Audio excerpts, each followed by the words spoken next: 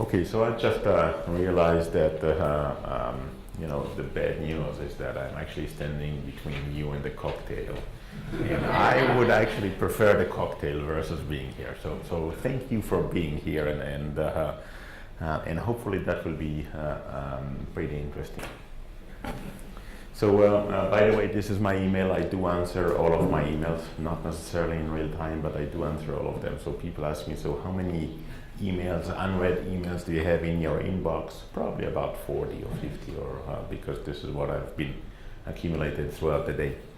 And Naava is right. I'm an entrepreneur, and what I do is build startups. And what I'd like to share with you this afternoon is what makes us tick, why we are doing that, and where is our passion, and what we're trying to do.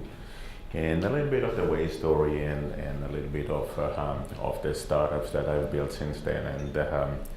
And I think this is a pretty amazing example of what entrepreneurs do. They, in general, if you would ask an entrepreneur, what are you going to do after this startup? It's always going to be the next startup. And in most cases, if you would ask them, okay, this next startup of yours, what it's all about, they actually know. And so we started Waze in 2007, and we only launched the product in 2009. And when we did that, I already knew that my next startup is going to deal with financial fees, and I only built that in 2013 when Waze was acquired.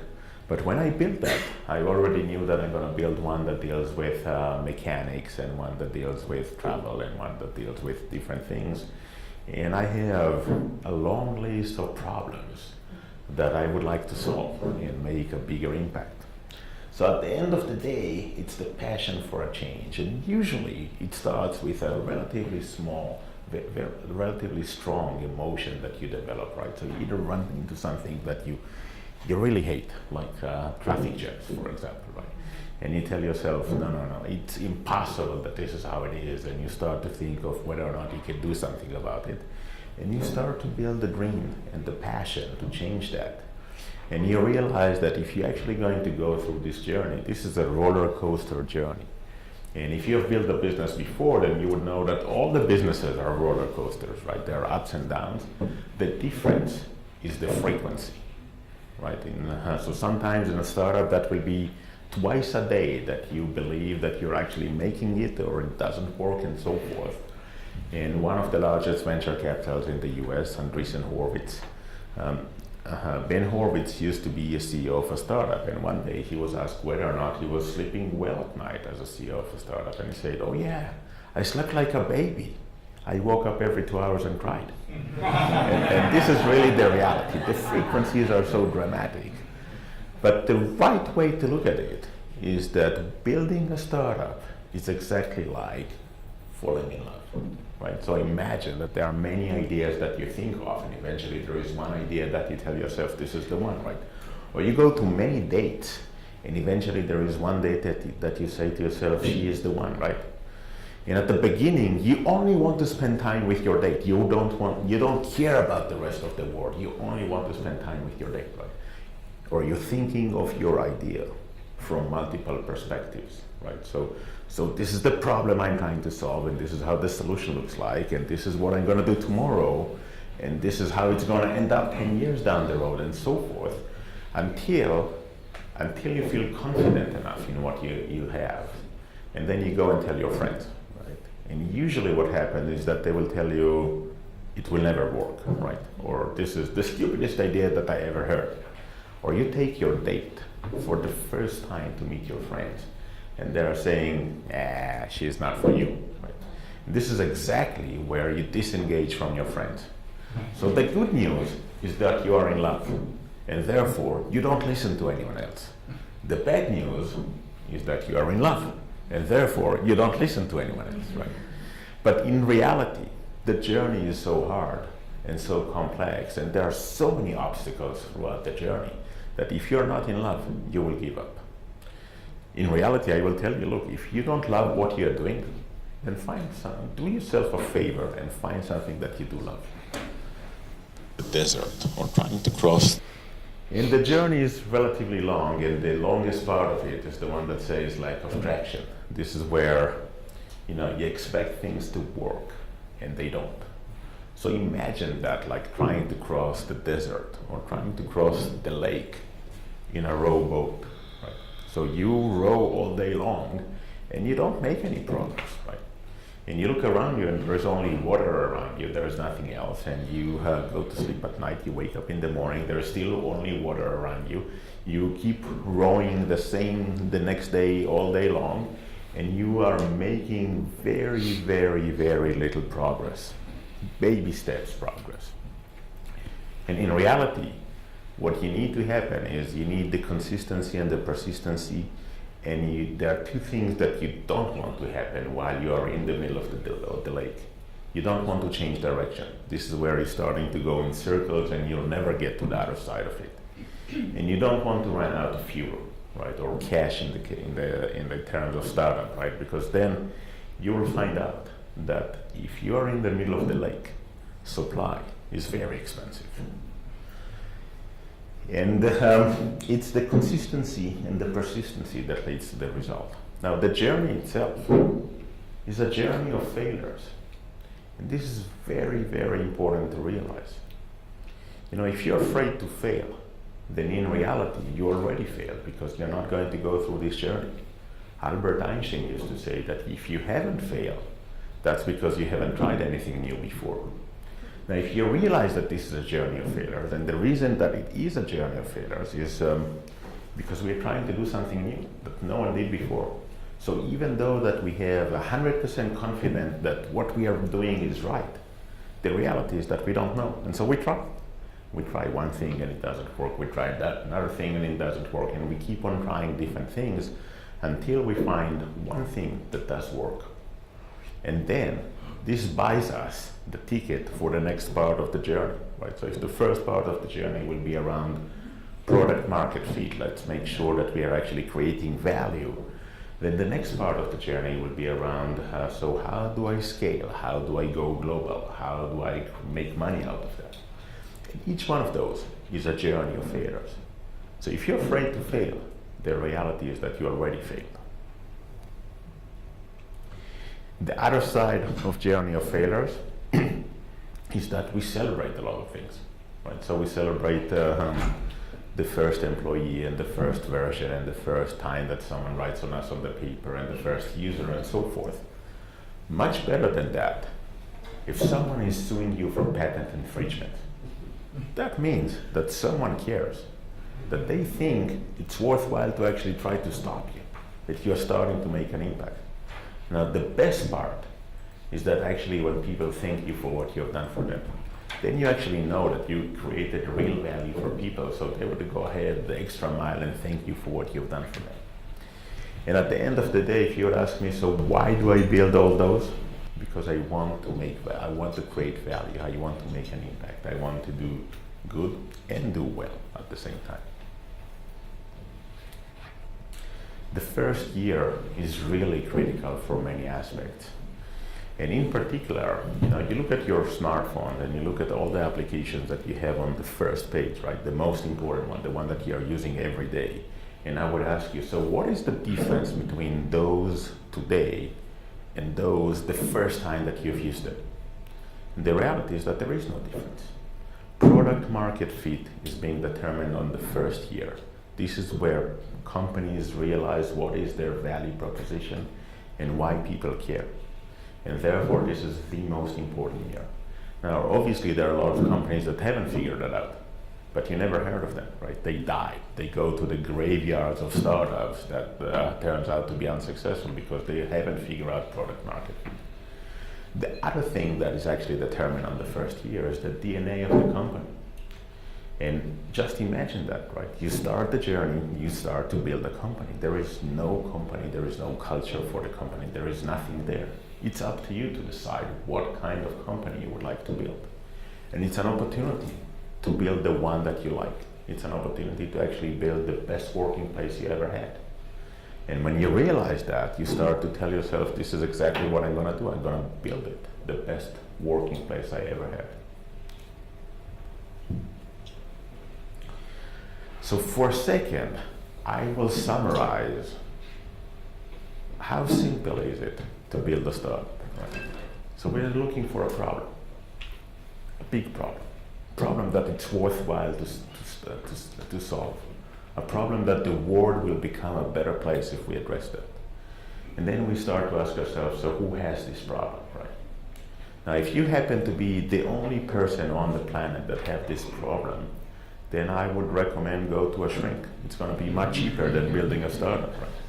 But if you realize that a lot of people actually have this problem, then what I want you to do next is go and ask those people and understand their perception of the problem.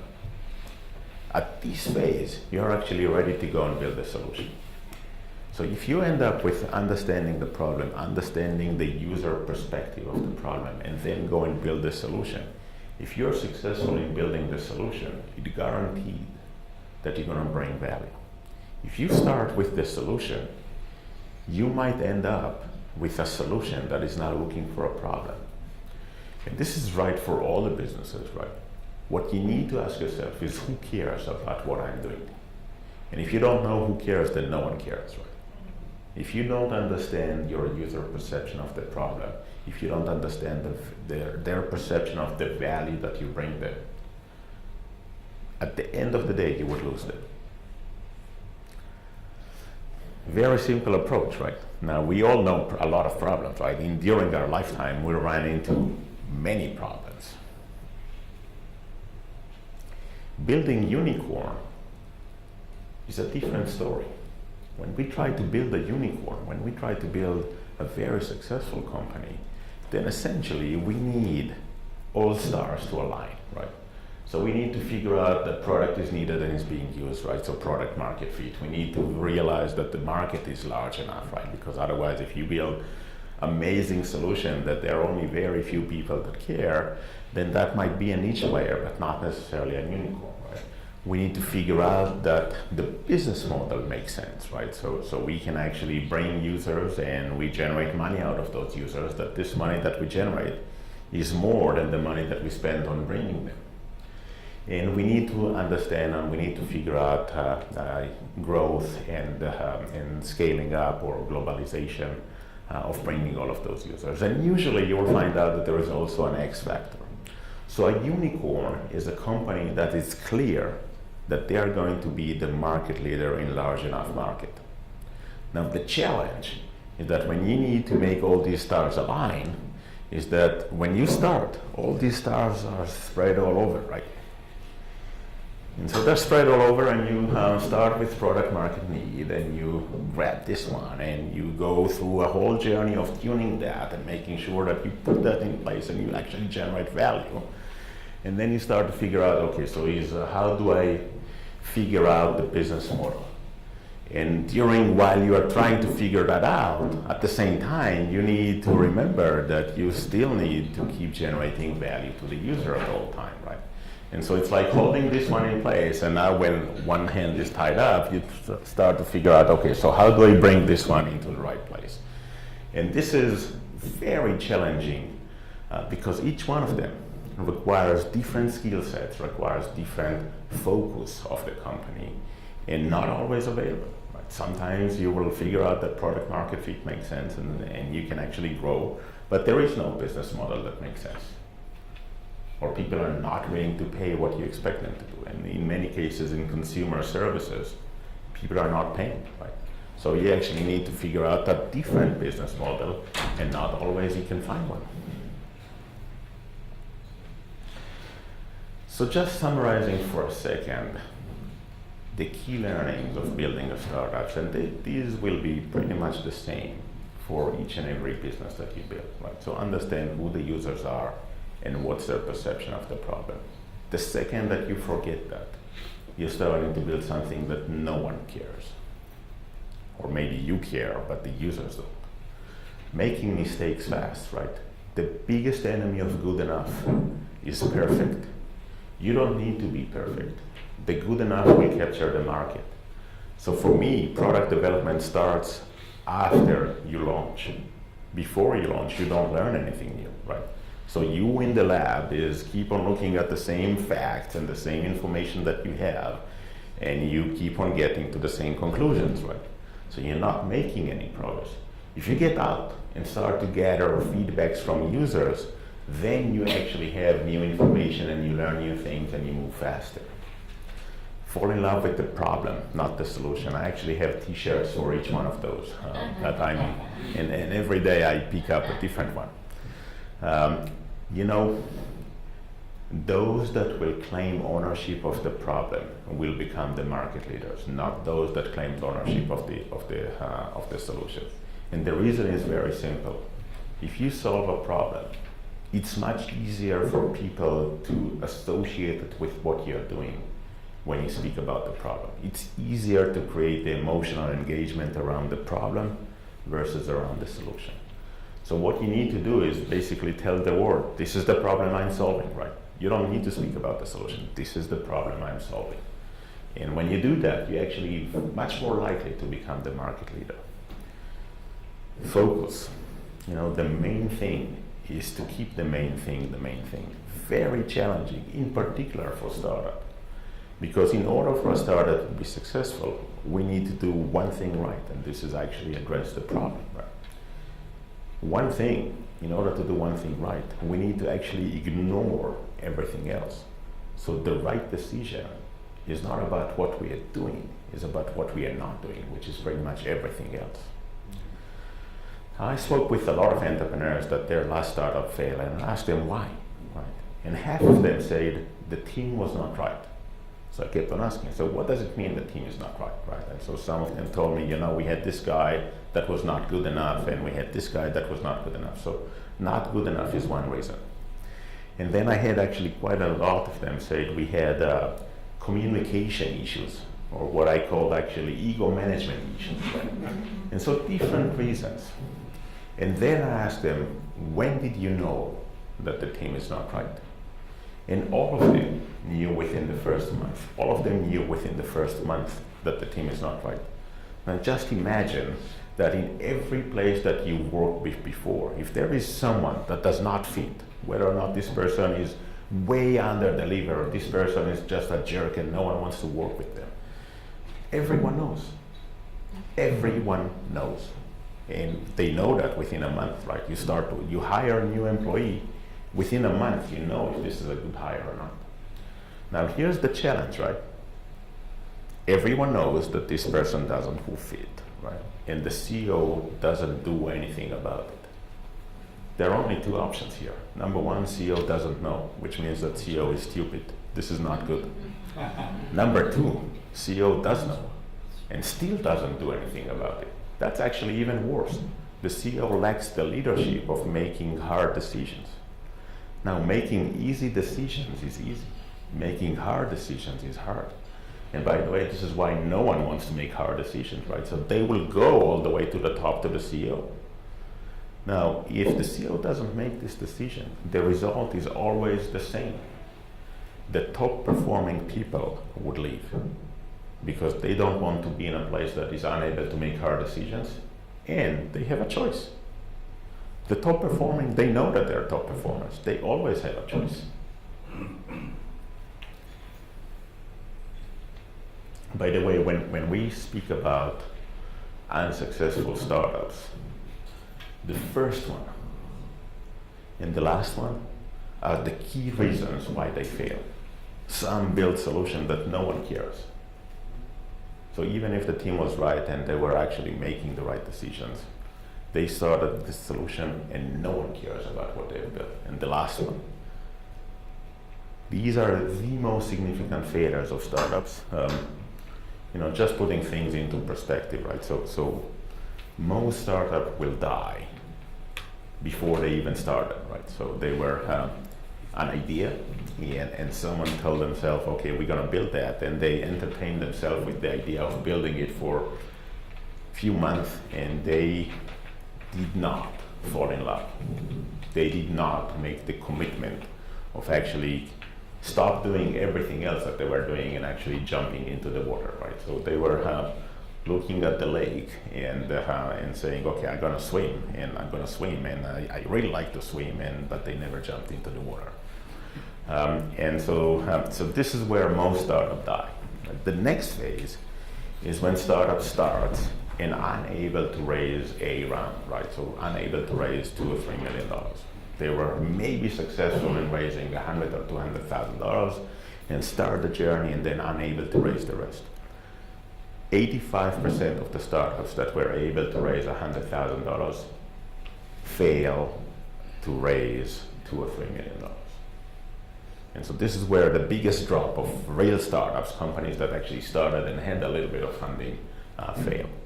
And this is, you know, you look at the stats over time and you realize that, you know what, if they were able to raise a round or seed round of $2 or $3 million, that increased dramatically the likelihood of them being successful. I speak later about my startups and the mechanism or the practice that I have in order to build them to the level that they are able to do that.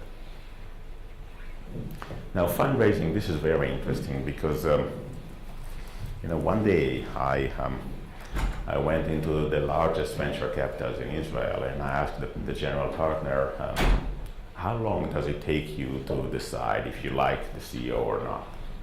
And so he asked me, okay, do you want the right answer or do you want the real answer? And so I want the real answer, right? And so the guy, we were sitting in a small meeting room, right? So the guy is looking at me and then looking at the door and looking at me again and says, before they sit down. This is how fast it takes us to establish the first impression. Seconds, right? And if it sounds like irrational, then let me ask you that. Okay, you interview a new candidate for a position. How long does it take you to determine that you like the guy or not? Seconds. And maybe we allow ourselves a few more minutes to either let that first impression sink or change that. You go on a date. How long does it take you to decide that you like the date or not? Seconds. In reality, sometimes I even claim that it's less than seconds, right? Because in many cases, you have prior information. Before you even meet the guy, you already read what they done. You went to Google and searched some additional information. You went to Facebook and looked for this guy, and you already established your point of view. Now, if this is a matter of seconds, and then maybe a few more minutes to recalibrate that, then you have to start with the strongest point that you have. Otherwise, by the time you get there, no one cares. They already made the decision. Now, when I ask investors, why didn't you invest in this startup or this startup and this startup?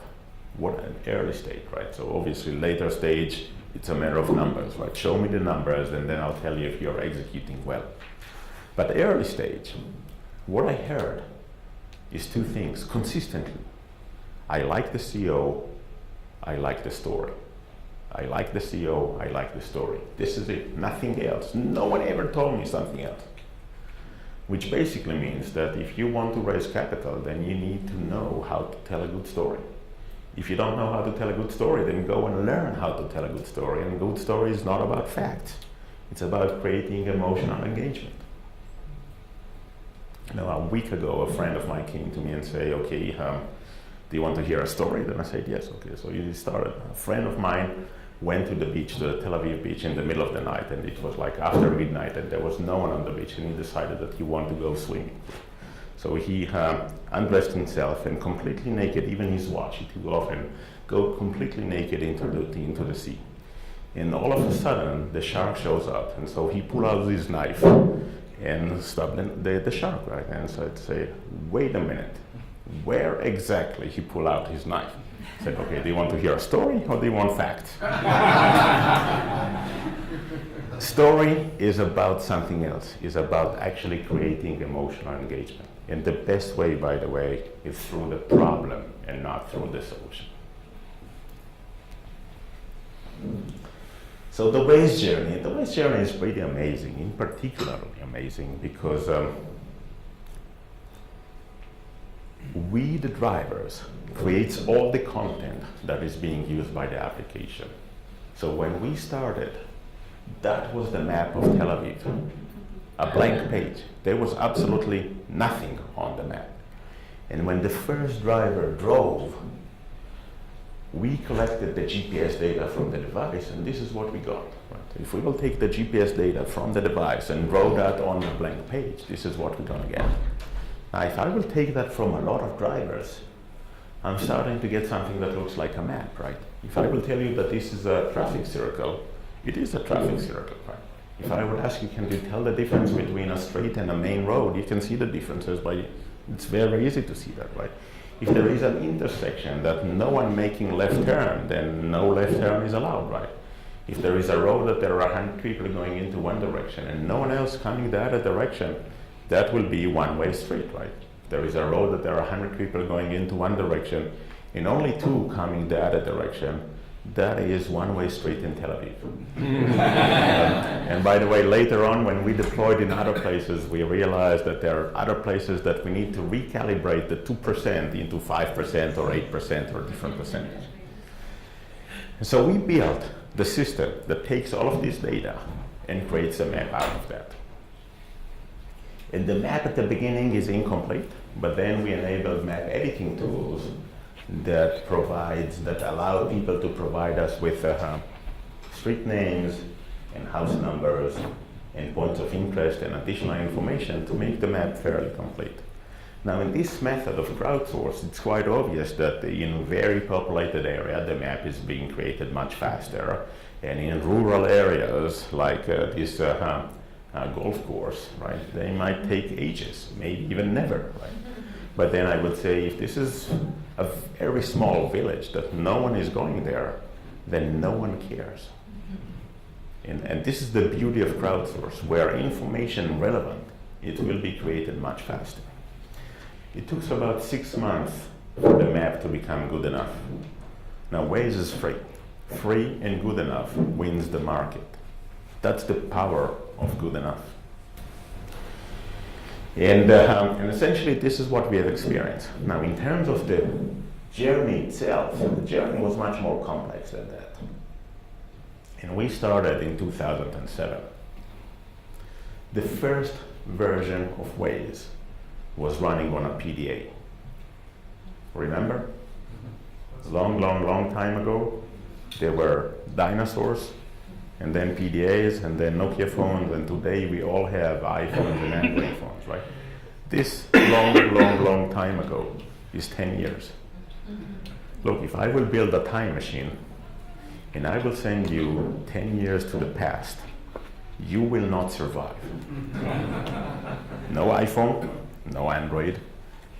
Well, maybe a little bit of Facebook, but not really, right? No Uber, no Waze, no so many things that is going to be very hard time for us to survive. This is the pace of innovation. This is how fast things are changing. Now, in reality, so you start to ask yourself, so what's going to happen in the next 10 years?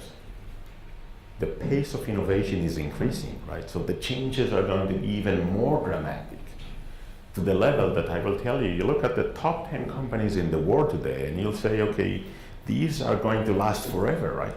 In fact, 10 years down the road, only 5 of them will remain in the top 10. Other 5 will get out of there. Now, we don't know which one, right? If we would know, we will sell short on those that are not going to get in the top 10, but we don't know. The more interesting part is who is going to replace them in the top 10. Some of those do not even exist today. That's how fast things are changing. So we started essentially in 2007, and we went fundraising, and this is where you believe you have amazing story, and you go to the first venture capitals and you tell them, and they say no, and no, and no, and no, and I heard so many times no that someone along this journey of no's, someone told me, there are 100 different ways to say no. I heard all of them. And eventually we were able to raise capital only at the beginning of 2008.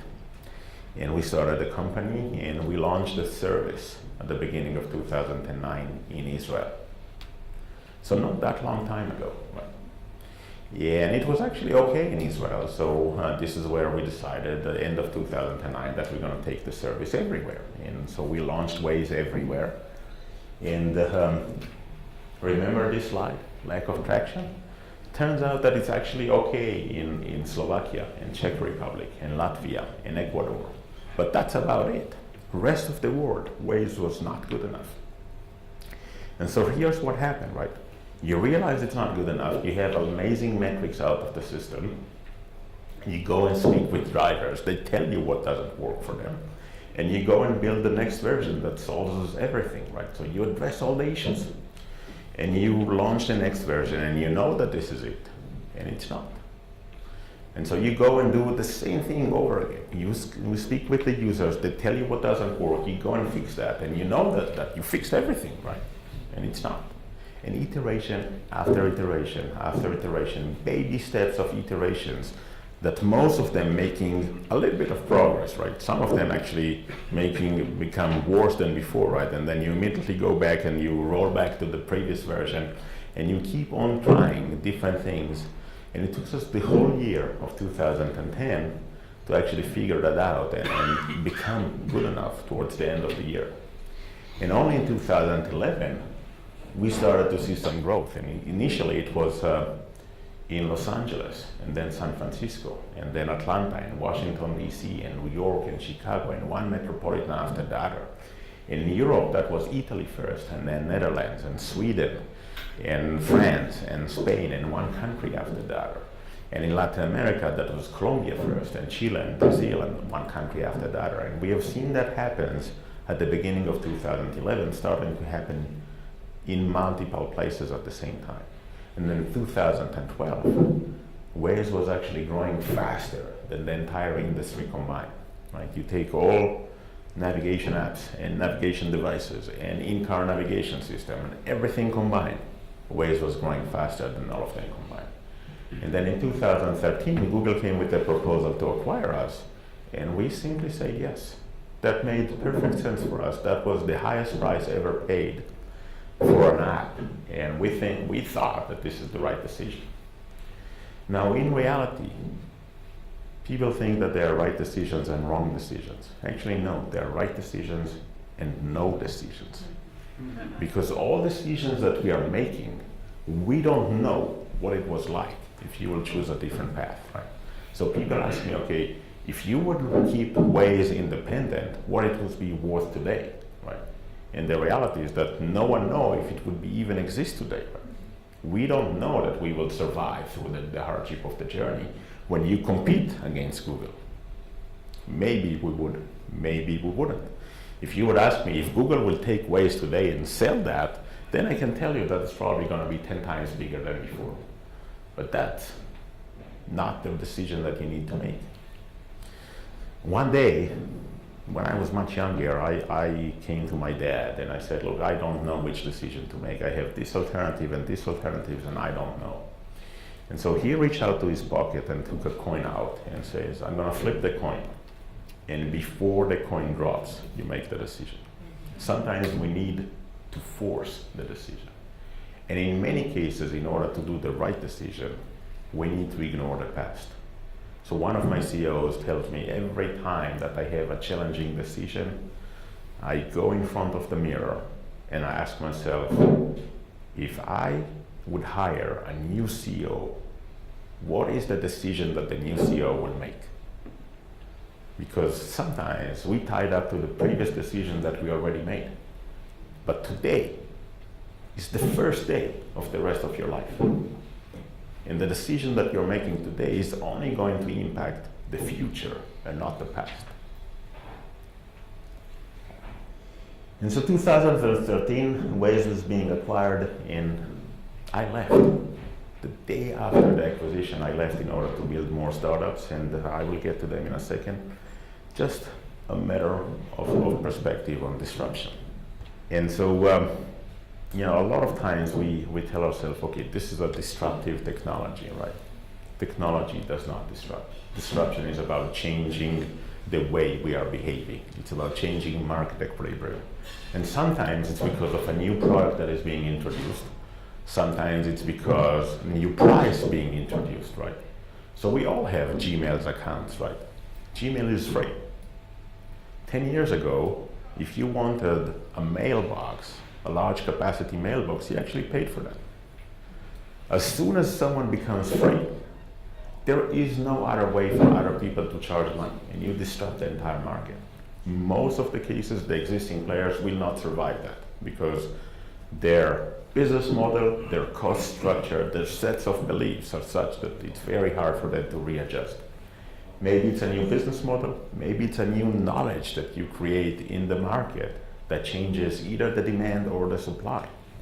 So just imagine, look at Uber, for example, right? And you tell yourself, okay, Uber is definitely disrupting the market of on-demand trips. And there is no great technology there. They actually changed the supply, right? They created information that is enabling 10 times bigger supply, and the result is that the price drops, and the demand was actually reflecting that. Now, the disruptors are always newcomers. They're the ones that have nothing to lose. If you are an existing player in a market, you are not going to disrupt the market. You have simply too much to lose. And the reality is that we kind of making rationale out of that, and we say, oh yeah, you have a revenue stream and you disrupt the market and you are not going to make the next quarter, right? That's the easy part. The real reason why existing players do not disrupt is in order for us to disrupt the market, we need to tell ourselves what we are doing is wrong. Now, as human beings, it's very hard to tell ourselves that what we are doing is wrong, right? Even if I will be alone in the room and just me in front of the mirror, I still have a hard time to tell myself I'm wrong, right? Not to mention organization. Organization is unable to tell themselves that they're wrong. And so usually there is a disruption, they would kind of realize that, and they keep on telling themselves that will never work, right?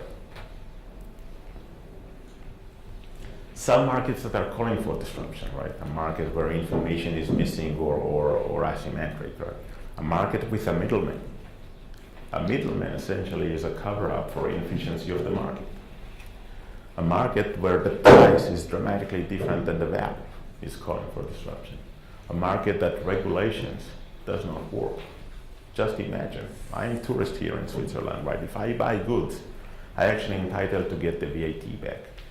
95% of the people fail to get their VAT back when they travel to Europe. 95% of the cases. There is always a big story around that. The lines are long, the customer's office is shut down, something bad happens there, right? I'm actually, one of my new startups is dealing exactly with that. So some markets are calling for disruption, but the more interesting point is actually the disrupted point of view, right? Because you look at the market and you ask yourself, so how can they not see that, right? So here is the Netflix CEO going into the office of Blockbuster CEO and asking to acquire me, right? And so the Blockbuster CEO asked him how much? $50 million. And he said no, twice, right? It's not that it happens once, it actually happened twice. He twice said no. Microsoft about the iPhone, that will never take off, right? Digital camera, that was actually invented by Kodak in their lab. And they called the CEO to show him what they just built, right? And he said, shh, don't tell anyone. Now, the reason is that that was actually threatening the position of Kodak. The business of Kodak was selling paper. And that was actually threatening their position. And so if you are going to ignore the revolution, if you think that by ignoring that it's not going to happen, this is totally wrong, right? Now, there are even better stories.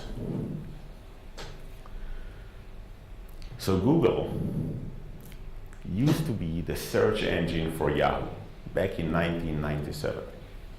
And Google was unable to raise additional capital, so they went to Yahoo and asked Yahoo to acquire them, right? And so Yahoo asked them, okay, so how much do you want? And they said, $2 million. Now we look at it and we say that was a big mistake, right? Not exactly. We don't know if Google would have become Google if they were acquired by Yahoo. We assume that because we look at Google today and we assume that that was exactly the result, right? Not necessarily. By the way, if we are speaking about missed opportunity, then Apple is actually even a better opportunity, right? So we all know that Apple was founded by Steve Jobs and Steve Wozniak, right? So the two founders of Apple, except the fact that there was a third one that actually had 9% of Apple at the beginning. And after the first year, he kind of told himself, no, this is not for me. And he asked the two other Steves to buy his shares, 9% of Apple's, for $800. Where is that time machine that we mentioned earlier? I would like to go there and buy that, right? And so missing opportunities, everyone has their own stories, don't worry about it. I'm going to skip some of those just to speak a little bit about myself and my startups, and because I think the cocktail is waiting for us also. So I'm, or at least there is a thinner version of me in the picture. And I build startups. This is what I do. They all have common denominator about solving big problems and doing good and doing well. So it's always about striving to create value. And they all have always the same practice, the same methodology of building them, right? So I would start with the problem, and I will figure out that this problem is actually big enough, and then I will go and look for the team to execute. And there is pretty consistent way for me to actually find those teams and build those teams to the level that I'm pretty sure that they can execute. Now, solving big problem is hard, right? If it was easy, that problem would have gone a while ago, right? And so I'm looking for some of the key skill sets and characteristics of the CEO that this guy will never give up, right? Because giving up is easy. And I'm looking at the leadership, and I'm looking at the capability of some of the capabilities, and I would usually engage for a long period of time with this guy or with this team until I will feel confident enough that they can actually execute, until I will see them making hard decisions. Because if they don't know how to make hard decisions, it's going to end up with me needs to make those hard decisions, and I'm not the CEO of the startup, right? And so this is pretty consistent methodology that I've built over the years. And here are my startups, right? So Waze, we're familiar with that. Move It is like Waze, but for public transportation, actually answering the same question that Waze does. How do I get from here to wherever I want to go right now, but using public transportation? Now this is very interesting, in particular because it's growing faster than Waze. And today it's growing about 1 million new users every day. Right, so different order of magnitude of ramping up. The reality is that you look at traffic jams today and you ask yourself, so what happened to traffic jams in the last decade? And you tell yourself, it is worse today than it was 10 years ago, right? And so I started Waze in order to help people to avoid traffic jams. And the reality is that there are more traffic jams today than before. So I'm not done with solving the problem. Public transportation, by the way, is one of the ways to actually address that. It's not the only way to address that. It's one of the ways to address that. FX deals with one of the biggest secrets in the world, financial fees. And you take the US, and there are $600 billion of financial fees every year. $600 billion. Now, this is just putting things into perspective. This is more than the GDP of Switzerland. And the scary part is that people don't know that they're paying those fees. And when I was young, my dad once told me that if you don't know how much you're paying, then you're paying too much. And so we built a platform that creates transparency. And at the beginning, we thought that this platform is going to serve consumers. So now they can figure out and make the right decisions, and they can understand that 1% a year on their retirement plan is going to end up as 1/3 of their lifetime saving, right? The compound effect of 1% a year over 30, 40 years of work is 1/3 of their lifetime saving. But what we haven't realized is that the transparency tool become the sales tools of financial advisors and financial institutions, because most of the money, most of the people, their money is someplace. It's not in a drawer in their home. It's being managed somewhere. And for money managers, in order to actually gain new money, they need someone to switch over from the existing one to them. Now, they cannot sell that someone if they don't know what they have. But we have created the platform to create transparency. So they're using that platform in order to actually tell someone, okay, this is what you have today, and we can offer you something better. But without knowing what you have today, no one can offer you something better because they don't know what you have. Rumor, by the way, FX is only in the US. It turns out that financial world is a very complex world, and products and are so much difference between markets, so it's not easy to go from one market to another market. Rumor is a marketplace for non-refundable hotel reservation. So just imagine that you make travel plans and you make hotel reservation and you change your plans and you get stuck with reservations that you cannot use. Then simply sell the reservation to someone else and recover some of the losses. You'll find out that I don't like to leave money on the table. I don't like waste in general. Zeek is another marketplace for store credit and gift cards. So just imagine that you return something to the store and you get this voucher or this gift card or store credit that you can use within the chain. Turns out that 30% of those never being used. Now in Europe, those 30% is 100 billion euro a year. 100 billion euro a year of breakage, of real money that no one is using. Now what happens is that when you build a marketplace, you enable liquidity and you actually increase the market dramatically, because now people are willing to accept that and people are willing to buy that, knowing that if they're not going to use that, worst case is that they're going to sell that. And they are deployed in the UK a few years ago and now moving into the Germany and one country after the other. Turns out to be very, very successful in their business model.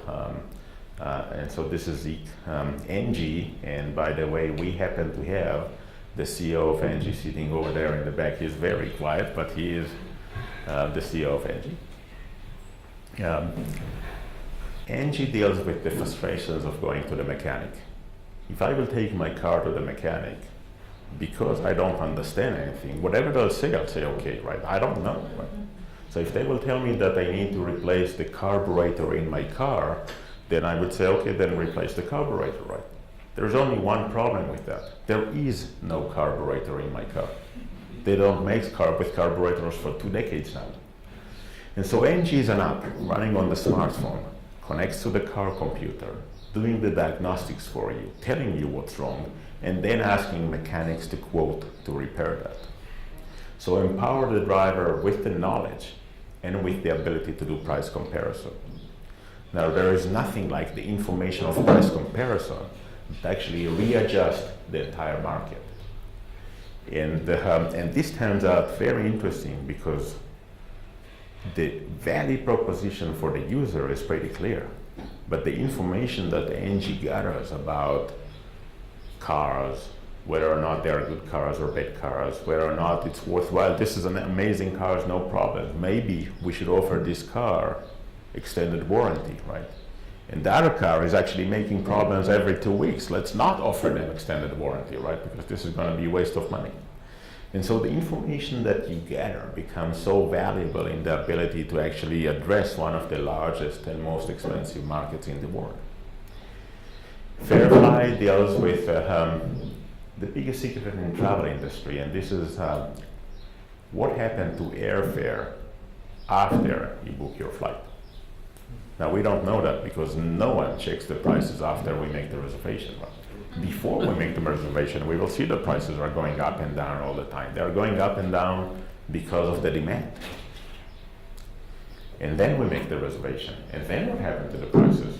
They keep on going up and down, right? But we don't monitor that, so we don't know. So what Fairfly does is monitor your own itinerary. And if the price drops and drops below cancellation fees, you can actually rebook the same flight at a cheaper price. Now, if you ask yourself, is that really happens? Actually, in about 25% of the cases, it will. Only on a personal level, there is no way for you to monitor that. But for a system, that's easy.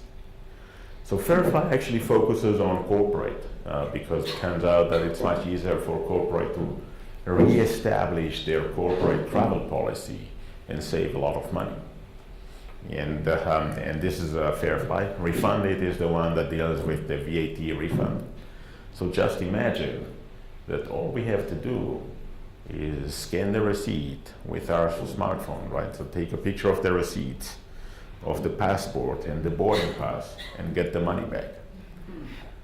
This is what we are actually doing, and the reality is that we started to have a dialogue with different countries in Europe, with the tax authorities, and they like that. They like that because right now they actually have every single person needs to be examined by the custom, which creates long lines and very inefficient system. And so when I started the dialogue with them, I asked them, okay, so imagine that there are 100 people in the line waiting to get the customs done.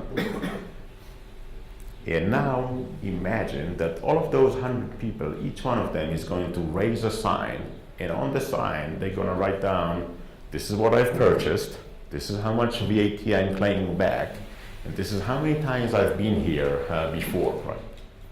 And then the custom officer can look at the group of 100 people there and 100 signs and say, you know what, you with two t-shirts and a jeans, you can go.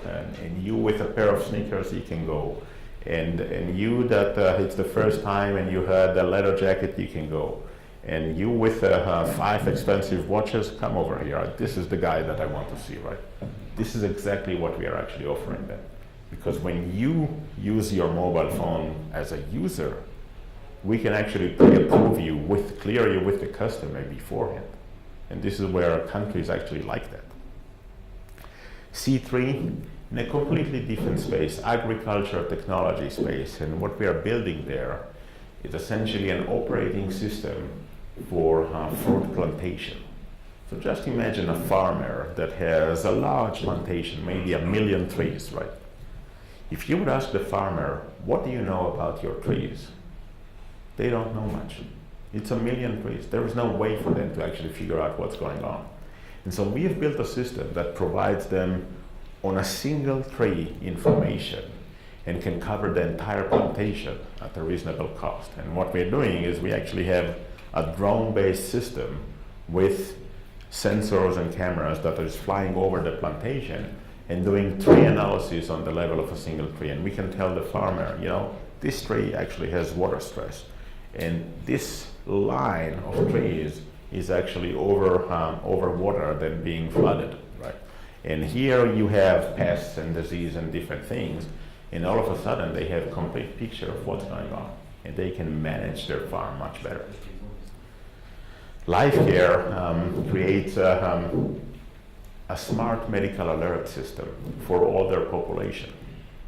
Now, my mom is 85 years old and she's living in an assisted living facility and she is completely independent, right? So in her apartment, there is, in the living room, there is a wall-mounted emergency push button that if something happens to her, she can press on that and that actually trigger the nurse station, right? But if something happens to her, how exactly she's gonna get there? And in reality, what I asked her is, so what really happens, right? And what happens when someone falls down, right? And this is a group of older population there, and she told me, they find them in the morning. You know, when I put her there, this is not what I had in mind. This is not what I had in mind. And the reality is that the systems today don't work. And so what LifeCare is building is a smart medical alert system that is not only a wearable device and can have fall detection, it's also the communication device, right? So just imagine that if something happens, it's not you, it's not the older person that needs to actually invoke the call to the nurse station. It's the nurse station that is asking you if everything is okay. And if you don't answer, that means that it's not, right? And then they're coming. Look, if you think of a smaller place, right? So where people are actually much more limited and they have maybe just a room with an emergency push button connected to the bed, they will press on that when the light bulb is off, when they want a glass of water, right? They will press on that for any reason. And so how many times do you think until the nurse will show up with these false alarms, right? Now, if you press on that and immediately you get the response, so how can we help you, right? It's a different story. If maintenance is needed, then maintenance will be sent. And by the way, if I will be here next year, there will be more startups that I will be able to speak about them. Because essentially, in my methodology, and by the way, Ariel, that is also the CEO of NG, helps me with a lot of those, is that when the startups at the beginning, I mentor them, I guide them, I help them, I invest with other friends into them so they can actually become pretty successful. But at the beginning, it takes quite a lot of my time. After a year or so, they become much more independent and they need less and less of my time. And when they need less of my time is actually being freed up and I can start another one. So this is kind of things that it turns out that in most of the years I will start around 2, right? Sometimes I can start 3. And sometimes when the teams is much more mature, they actually need less of my time faster. And so I can even do more. When the team is younger, then they might need a little bit more of my time or maybe a longer period of time. And this is essentially what I'm doing. So maybe one more story.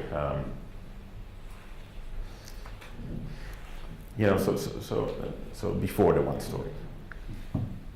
So someone told me, so you essentially a startup factory. And I said, you know what, exactly. We are a startup builder and we are building startups. And the methodology is such that it dramatically increased the likelihood of being successful, right? Because we start with the number one reason why they fail, and this is the solution is looking for a problem, right? And we start with the problem. And number 2 reason is that the team does not fit, and this is why we engage with the team for a long period of time until we're pretty sure that the team does fit. And so we eliminate the main reasons for startup to fail, and we only trying to solve big problems. Solving big problems is never easy, but it's guaranteed that if you are successful, it's going to be big. So one more story. Over the Waze years and later, I heard a lot of people coming to me and say, thank you, you saved me from nightmare traffic jams, or there was one guy told me that they owe me thousands of dollars in speeding tickets because I prevented that for them. But I think one of the best stories that I heard was about a year ago. Someone came to me and say, thank you, you saved my marriage. And I said, what? And I said, well, because of Waze, we don't argue anymore in the car, so you saved my marriage. So I turned out to be a marriage consultant as well. But then I think I owe the best story to my son. And I have 5 children, and one of them is 20 years old, and he really likes to drive. So one day I asked him to drive me to the airport. And he said, my phone is broken, I can't. And I said, what do you mean you can't? Here's the car, here are the keys, drive me to the airport. No, you don't understand. My phone is broken. I don't know how to get there. So I was scratching my head for a second and I said, you know what? I'm going to be in the car with you and I'll tell you how to get there. And then he asked me, and how would I come back? So we lose orientation, but not logic. Thank you.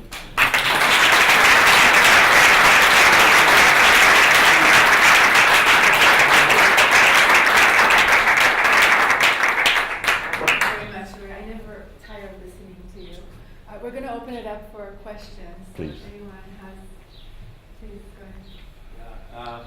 Thank you, Uri. Very inspiring. My question is about the amount of ID that comes to you. When you look at the new startup, is the ID coming from something that you've observed, or you have people contacting you because they know that you have this ability? And if the ID comes from outside, how do you deal with a person, coming with an idea and you execute the idea? So about 2/3 are own ideas, and I would have, most of the meetings that I conduct are actually in my kitchen, right? So I have a special drawer in the kitchen with full of ideas, right? So if an entrepreneur will come to me and say, give me a problem that's worth solving, then I will open the drawer and I will say, okay, there's this one and this one and this one and this one and this one, go and figure them out, right? And so 2/3 are coming from our own ideas, and 1/3 they will come to us with the concept, and we will start to engage with them on a weekly basis and starting to bake those ideas and bake the concepts and build the plan and understand. For a second, I would say we try to understand the market, but the reality is that we don't care about the market. What we care about is if the team is the right team. And at the end of the day, because the two of us have limited capacity, we can do only few a year, right? And the good news is that because of the brand name that we have in Israel, because of the brand name that I have in Israel, I would have the best entrepreneurs that are trying to solve big problems and trying to make bigger impact. They would come to me. They would come to me first, before even going to raise capital, before even going to do anything else. And they would come to me and asking my point of view, and not necessarily want me to invest. They want my point of view. Warren Buffett once said that never invest in something that you don't understand, right? And so you look at all of my startups and they are spread over different industries, and you ask yourself, okay, what's wrong with this guy? The key question is, what do I understand, right? And there are two things that I understand. I understand users, and I understand how to build startups. Whether or not it's one industry, a different industry, I don't care. As an investor, when I will identify that the team is a problem, and the founder is also the CEO, and the founder is the root cause of the problem, how do you solve it? Because if the product is great and they have really a solution solving a good problem, there's a high potential, but there's a problem within the team, and the founder is the soul of the company, so it's difficult to just throw him away, but you want to appoint another CEO. How do you manage this tension between the founder who thinks the startup is its baby? You don't want to take him out, but you want a CEO that delivers for the next incremental step. So this is a very good question, and in reality, we had to deal with that, right? And so at the beginning, when I start to engage with a team, I tell the CEO, sooner or later we will have disagreements, right? Maybe it's tomorrow, maybe it's a month from now, maybe it's 5 years down the road, but we will have disagreements. We are different people. If this is about where the company should go, then you're right and I'm wrong, because the CEO would know better. If this is about your ability to remain the CEO, then I'm right and you're wrong. And when they agree, then I tell them one more thing.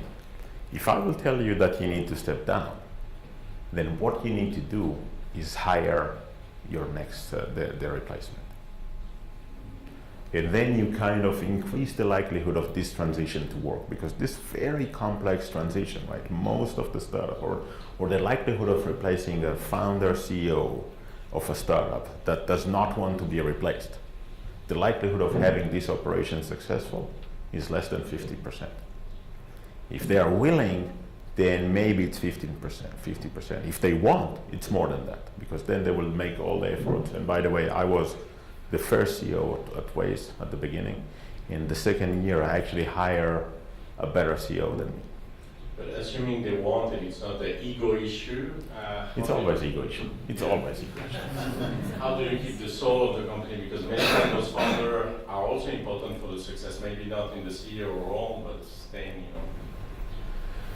In most cases, if the challenge is the CEO, the rest of the founders would know. And then they will support that.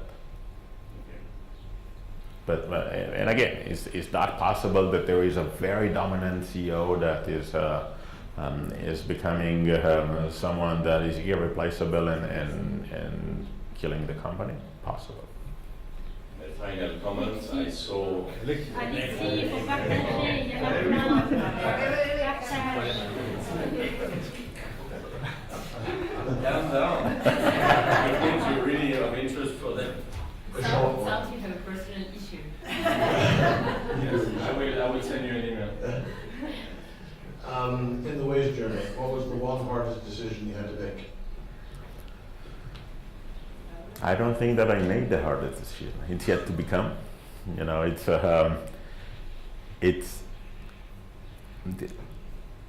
I would say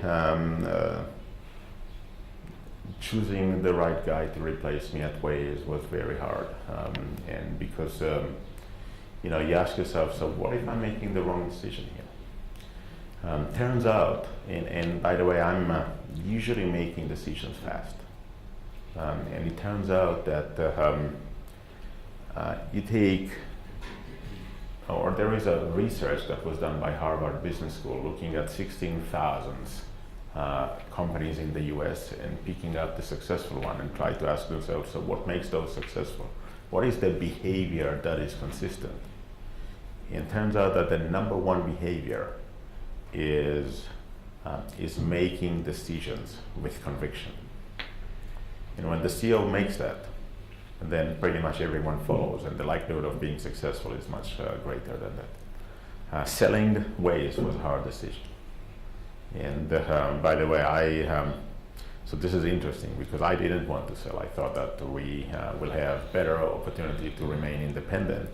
But we were three founders, and we had our initial agreement between us that we vote as one vote. And so if two want to sell, we sell.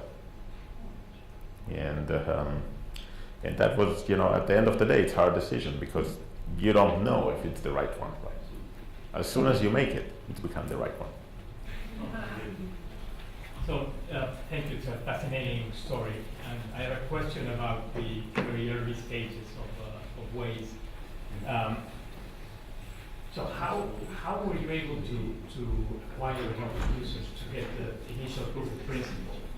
And then what was the story in your pitch when you first went to raise some funds? You know, if that was my computer, I would actually share with you the initial slides. They were the same story that I'm telling today. We crowdsource the data, and therefore we have different method of creating everything that is crowdsourced. And this is where people didn't believe that it will ever work. Actually, you know, it's interesting that the second employee that we hired told me that when I told him the story, he didn't believe. But he actually was willing to follow. But he didn't believe that it will ever work. So that's interesting. So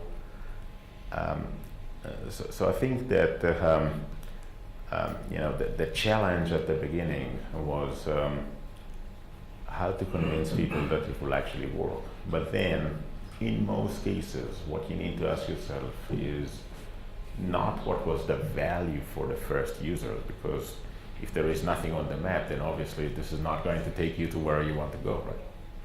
The key question is who were the first users?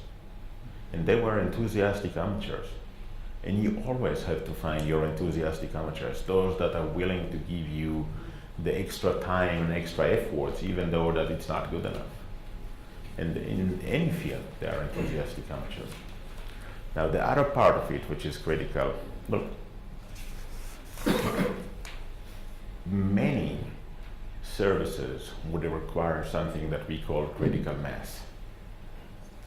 So it doesn't matter if you are a marketplace like eBay or StubHub or any sort of things, or you require critical mass of data in order to build a database.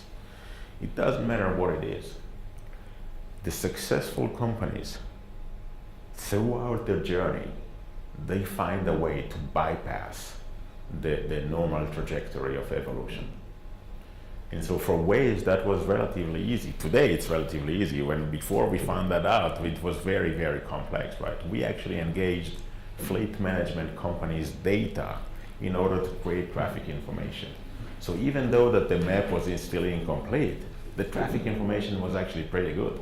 And then people start to use that because of the traffic, not because of the map. And over time, the map become better and better and better. First of all, thank you for solving the problems for us and for free. I have a complaint. First of all, as a first user, I'm Italian, so Waze was very early deployed in Italy, and nowadays we don't get the radar anymore in Switzerland. So please, could you hack the system and give us back the radar? But I left, so I don't know. But the reality, that was actually a matter of the community. Yeah, no, I'm joking, and I think it's illegal. It's illegal in Switzerland. But anyway, the question was about the day zero. So when you were on the shore and you had the idea, and then you had to decide whether to swim or not. And in your methodology, especially at that time, the journey with Waze, did you have the business model canvas filled up with all the right at the time decisions? Did you know how your business model was going to be, how you would get revenues, or you just dove into the water and said, I have this direction and I will try it? So you always know, but you're most likely going to replace that multiple times throughout the journey. So at the beginning, we thought that we're going to sell maps and traffic information. And this is the story that we told investors, and later on we realized that we have a lot of users that are using Waze for a long period of time, and therefore advertisement model is actually much better for us. But there's always a business model that you think of at the beginning, and it's very likely that you will change that multiple times. The reality is that if you're able to create a lot of value to a lot of people, you will figure out a business model. That's very easy. If you generate a lot of value to a lot of people, you will figure out a business model. If I would take Waze today and I will tell all the users of Waze, from this point on, Waze is free application, but we are collecting donations, right? So every month you can determine what is the amount of money that you want to donate to Waze. Then I'm pretty sure that will be much bigger than what we are making today. Because people will basically say, yeah, it makes sense, $1 a month, $2 a month, $5 a month, whatever. And people are willing to pay, right?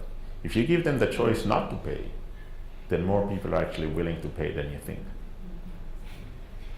Thank you, very inspiring and valuable. And coming to scaling, let's say you have the proof of concept, you have the solution, and you have the enthusiastic users, and you need to get to 10 million, 50 million users. How do you break through the noise out there, which is much bigger today than when Waze started? So, look, all the successful companies, their success came from growth that is word of mouth, right? There is nothing else, right?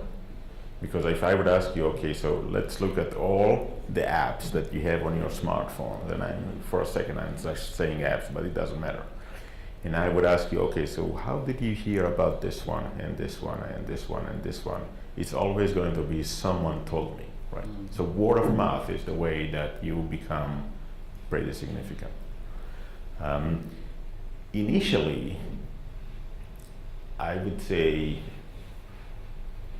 I would take, or I have a pretty practice, or pretty good practice of go-to-market strategy. And most of the startups start in Israel because this is where we are, right? And Israel is an amazing market because it's small, so no one cares about it as a market. But it's an excellent beta site. So this is where you actually demonstrate product market fit. And then you need to go someplace else, right? And the next market is you picking up a significant market that is easy to win, right? And sometimes it's easy to win because there is no competition there. Sometimes it's easy to win because user acquisition is inexpensive. Sometimes it's a combination of multiple things. Sometimes it's, that word of mouth works there better. It doesn't matter what is the reason that is easy to win, but you start there. And once you figure that out, then you go and start duplicate that in other markets. And only then you go to the hardest markets to win. And this methodology actually turns out to be working pretty good for most of the startups. So, so maybe Move It may be not a great example because there is no public transportation in the US. There is a little bit in New York, but there is no public transportation in the US. But it turns out to be much more successful in Italy, Spain, France, Brazil, Mexico, many other countries, that each one of them is a pretty major country, but not necessarily the US. Waze was actually successful faster in other countries than the US, and only later become successful in the US in large scale. Now, of course, because the number of cars in the US is bigger than any other country, then we have more users there than any other country. But it turns out to be pretty successful. So figuring out the go-to-market strategy is not necessarily the obvious one. It's not that you go to the US first. It's not that you go to China first. These are the hardest market to win. Now, if your play is only relevant in this market, then I would say then you have to go there, right? And sometimes it's very challenging to become successful there. We're going to take 2 more questions. Thank you, Sam. Uri, thank you very much. I have a question. At what point is your data going to become more valuable than the companies you are creating? So 2 answers to that. The first one is when you start to believe that this is the case, right? When you start to believe that what you know is so significant, then this is becoming more important. You don't have the data, what you know, the data that you're gathering. Yeah. The data that you know as a company. Yeah. When you start to believe that this is the real asset that you have, then it's becoming the real asset. The second phase is when you figure out how to monetize that, because then you can actually associate a number with the data that you gather. Now, look, at the early days when we thought that we're going to sell traffic information in maps, I could come to any city in the world and tell the mayor, or not the mayor, the chief engineer, I will tell you how long it's going to take to make a left turn in each and every traffic light in the city, every day of the week, every hour of the day.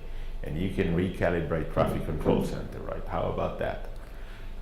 And we thought that we can sell this data, and actually we were able to sell this data, even though that selling to municipalities and government authorities is not fun. But then Google acquired us, and Google don't want to sell data to authorities, right? And so that was pretty much the end of this particular journey. But you realize that the data that you have is very valuable. Movie data is very valuable. They actually do sell that to public transportation authorities and municipalities and so forth. Each one of the startups that is generating data and collecting data, they will eventually figure out what to do with it. You know, just imagine that Fairfly data, right? When prices up drops, I can easily take that and sell insurance for that, or I can figure out the likelihood of the price to drop for each and every flight and sell you the ticket at a cheaper price than the airline, right? So I can do many things when you actually have the data. But the first part is to collect it. I'm going to talk a little on my here. I'm interested in the whole startup build, the startup factory part, because I work with startups regularly, and you often find that you have the visionary, who's the architect, and then you have the builder, who's making it happen and executing. So where do you find that balance? And also, do your startup teams know each other, and do you mix and match? So next Wednesday in my kitchen, all the CEOs are meeting for whiskey and dinner, right? And this is usually, we have these pretty frequent meetings, and you know, because I like to ski a lot, so every year I take all of the CEOs to do for a skiing vacation. It turns out to be a working session, amazing working session. And so not only that they know each other, they're actually friends of each other, and they become friends of each other, and they use each other connections and points of view, And you know, every time I would have one of the CEO ask me for a point of view, and I would say, this is what I think, but go and ask others. Because you know, I really like my point of view, but it's not the only one. And so I think that encouraging that is very powerful. And so I would say that this kitchen of mine turns out to be very powerful environment for the CEOs to work together and not necessarily work together, but actually meet and establish the relationship between them, and many of them are using each other. Do you mix and match the teams? Not necessarily, you know, the team needs to build itself, right? And so whether or not, what is the key characteristics, we kind of look at it from the outside and we say, okay, we need technologies to be able to execute, that's for sure, right? And the rest is unclear, right? What we need is a CEO that is able to execute, lead, make hard decisions, and never give up, right? That's about it. Now, that's about it. It's very, very hard to find people that actually can do all those. But at the first day, when the journey of the startup is around product market fit, I don't need sales, I don't need marketing, I don't need anything that is not CEO, someone to build a product and someone to define the product, and that's about it. And sometimes it's a CEO that defines the product. That's about it. This is the entire leadership of the team that is needed.